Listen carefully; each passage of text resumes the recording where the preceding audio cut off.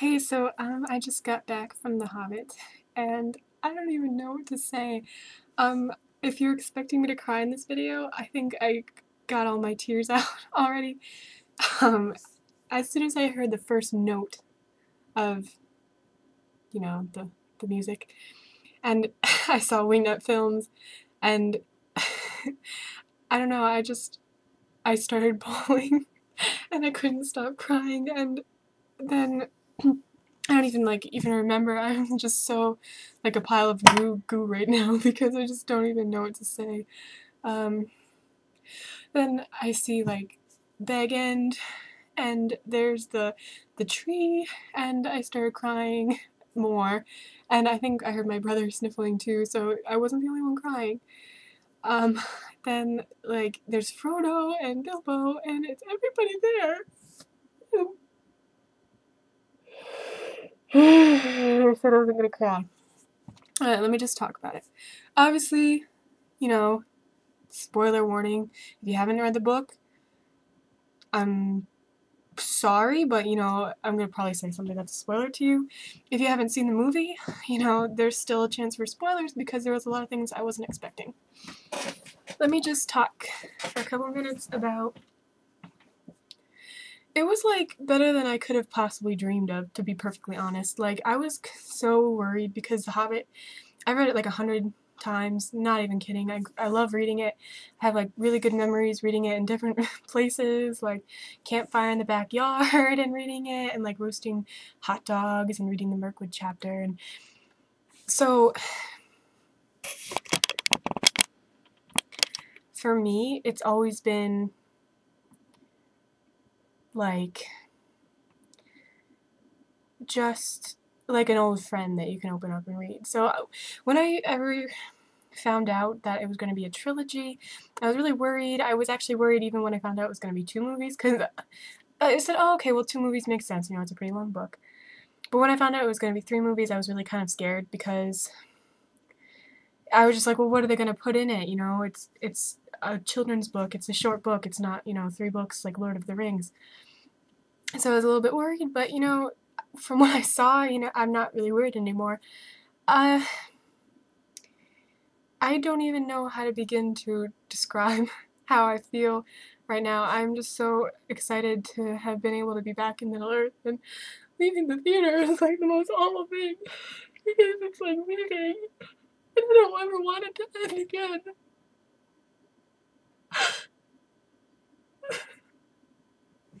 It's like there's gonna be 2 more movies now, and we're only gonna get to see it 2 more times. Like going out when it ended, it was like the worst thing that could happen because it's like you have to go back to reality again. You have to remember that, Middle Earth is a real place. It's in New Zealand, and but it's not. It's, it's not real. The people aren't real, and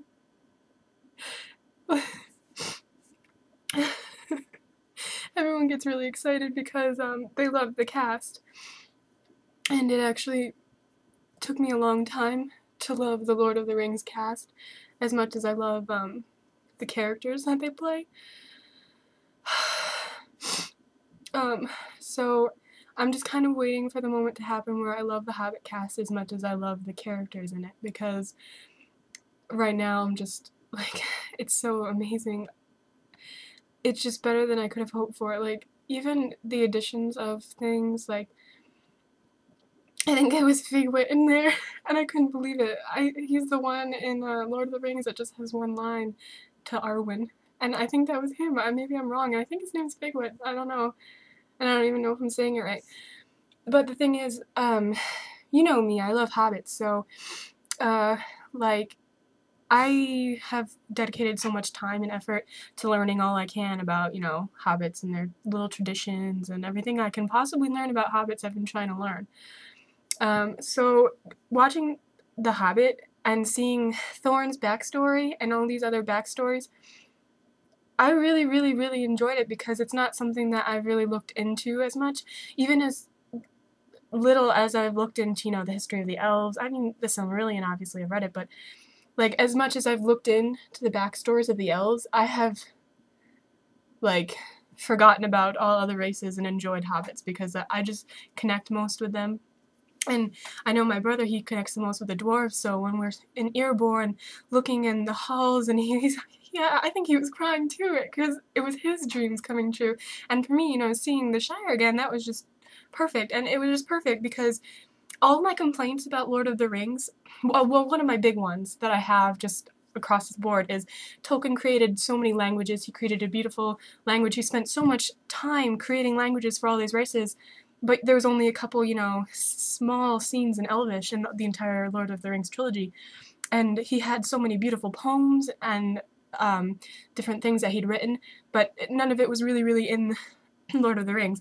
And when The Hobbit, maybe it's because I'm not as familiar with the Lord of the Rings books as I am with The Hobbit, but right away, like, I would hear them saying things, and it was like a direct nod. Like, I would hear, like, direct lines out of it. And obviously, there's direct lines out of the book in Lord of the Rings, but they would just be, like, little nods, like, they're saying, oh, it's out of the frying pan and into the fire, and, like, that's a chapter title, and it's the exact place where that is, and it's just perfect. Everything was perfect, and, they had the songs, they had the poems, I just can't even, they put it all in there, and it was just amazing. It was better than I could have hoped for.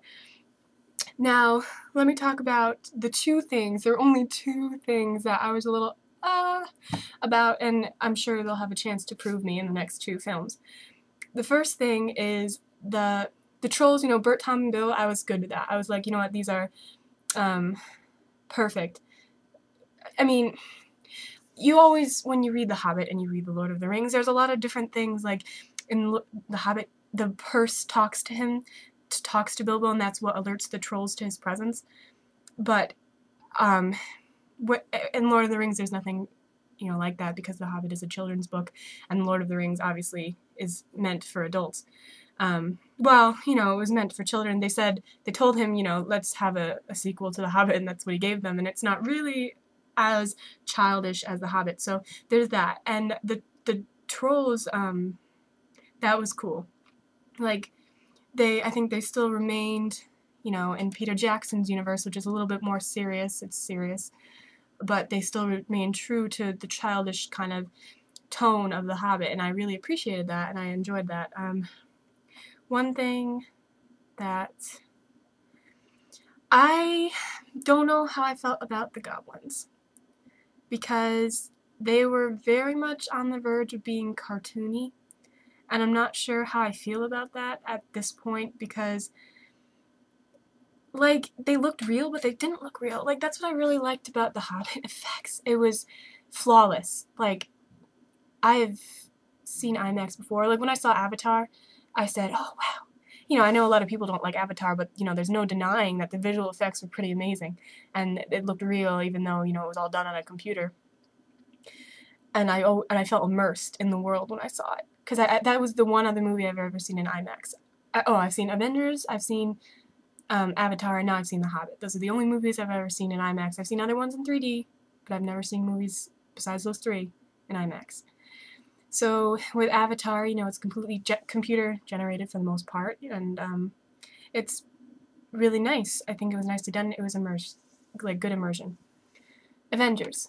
It was, like, all these special effects integrated perfectly into the real world, so it seems, obviously, like, it seems like it could be an actual thing in the world. Like, maybe it is an actual thing. Maybe the Avengers really do exist, and they were just filming a day in the life, and there are no special effects. Who knows? With The Hobbit, it was even better. Like, after I saw Avengers, I was like, no topping this. They're never gonna top the visual effects of Avengers. But I really do believe that The Hobbit did, and I know I'm biased, but when you watch it, it is breathtaking. There's, like, scenes where you're dropping down into Goblin Town and winding all around, and I felt like I was in the movie. And it wasn't just that. It was, the beautiful scenery in New Zealand, and it's the beautiful effects just integrated perfectly. Everything, it just seemed real. And that's why when I looked at the Goblin King, I think it's Gorkil. Is it Gorkil, the Goblin King? I'm stupid with names right now. I'm kind of intense. I don't even remember all the dwarves' names right now. Like, if you asked me what their names were, I couldn't even tell you. Because I'm just kind of... I don't know what to say. But, I don't know how I felt. He was just kind of weird. Like, it kind of reminds me of Jabba the Hutt. And obviously, you know, Jabba the Hutt or, Boss Nass from episode 1, and I know that's really, really bad. Like, you can't compare the prequels of Star Wars to The Hobbit, but it's kind of like what it reminded me of. Not even visual effects wise, just like personality of the character wise, and like creepy hangy things. It really just grossed me out. I was just like disgusted by it, and obviously you're supposed to be disgusted by it, but I was just like, this is like, I had to like close my eyes and look away because they did too good of a job making it disgusting, and not even like realistically disgusting. Like the goblins, you see them in Lord of the Rings, they look like orcs, they look really real, but these goblins, they weren't doing it for me. So there's the goblins, that's the one thing. Number 2, and obviously, you know, there's gonna be more of him in the next movies, and so I'm sure I'll be proved wrong, but Thranduil, I'm really sorry, I know there's a lot of fans of him, but he just had the same, like, expression. Like, when I saw, you know, the promotional pictures for Thranduil, I didn't actually think that he was gonna have the same expression on always, and he just kind of like that. He's like riding his moose, and the crown, you know, I've defended the crown. I think the crown, it's like Mirkwood-y, it's nice, art department, no flaws. But he looks like a porcelain doll, and I know elves are beautiful. But from the little I saw of him, I'm a little bit wary of where this character could go. Like, I'm thinking, like, maybe he doesn't even talk. Like, maybe Legolas is, like, the mouth of Thranduil, and that's why he's in The Hobbit at all. So, yeah.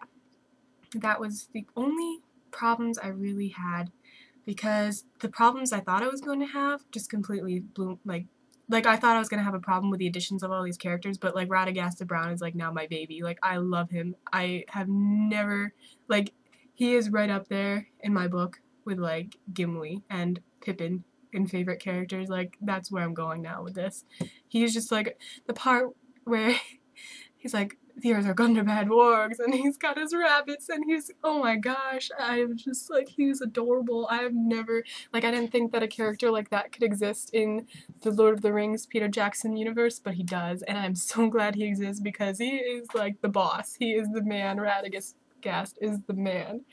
Obviously, you know, I was excited to see Saruman again. Christopher Lee as Saruman.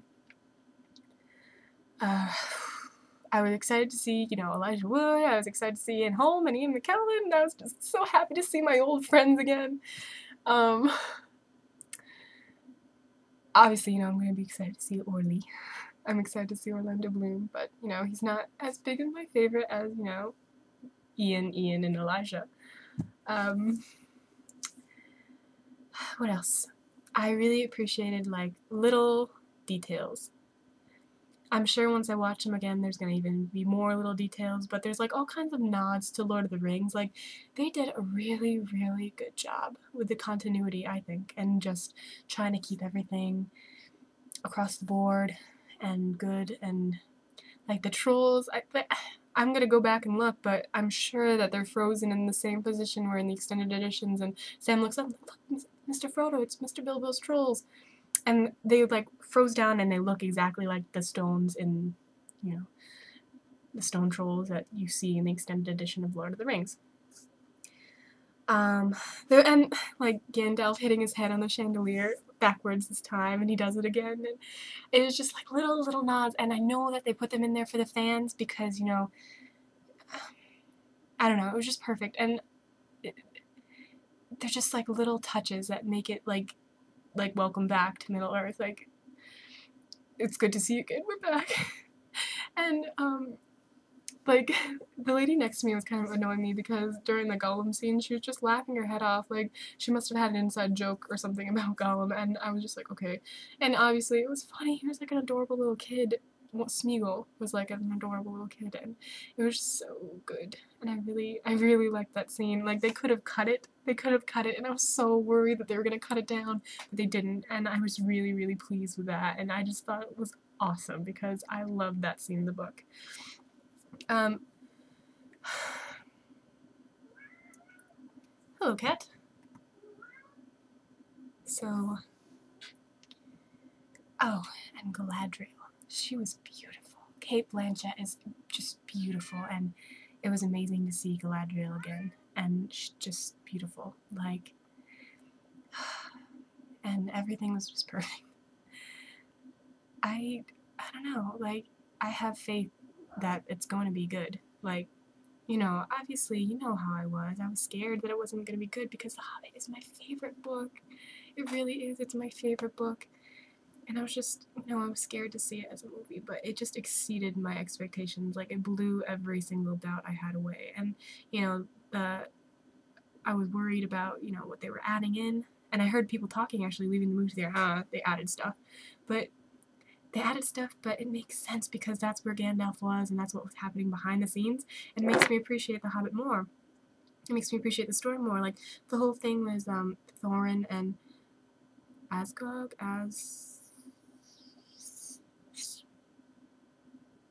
the pale orc. That whole backstory is something that I never really, you know, delved into, and it just added so much extra meaning to me for the characters and for the characters' motivations. You know, it's like adding Arwen into the movies because she was an important important motivation to Aragorn's character. She didn't, even though she didn't appear in the book, she was only in the appendices, but she was like a motivation for his character and his actions, and it's important to show her. I think it's important to show all these backstories because it shows, you know, it shows Gandalf's motivation, it shows Thorin's motivation. It helps, like, when I first read The Hobbit, it was just like, some quest. But then, you know, once you start delving into the backstories, you're like, oh, well, you know, it's not just some quest, there's things behind it. And I love this, how they added it. It makes it seem like it's not just a quest, it's a quest that's like setting all of these events into motion. And it's not just a quest, it's like the precursor for everything that's going to happen now in Lord of the Rings.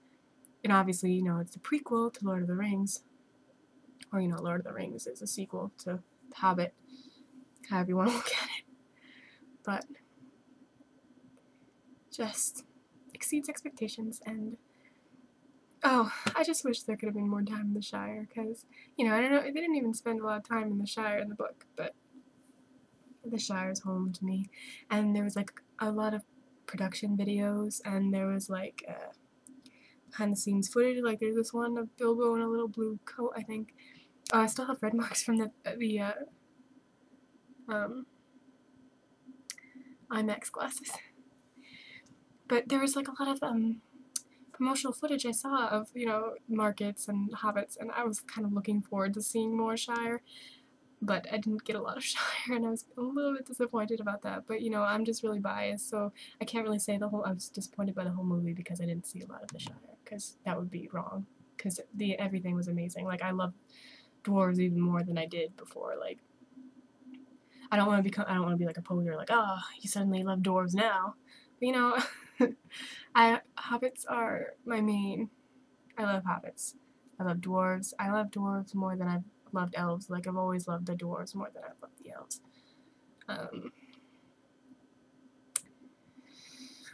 So I don't even know what to say. Just thanks, Peter Jackson, because you blew me away. I was doubting, and I'm sorry that I doubted. But hopefully you can blow me away another 2 times. I haven't had a movie take my breath away in a very long time, and I think the last time a movie took my breath away was when I watched Return of the King. So, I can't wait for the next movie.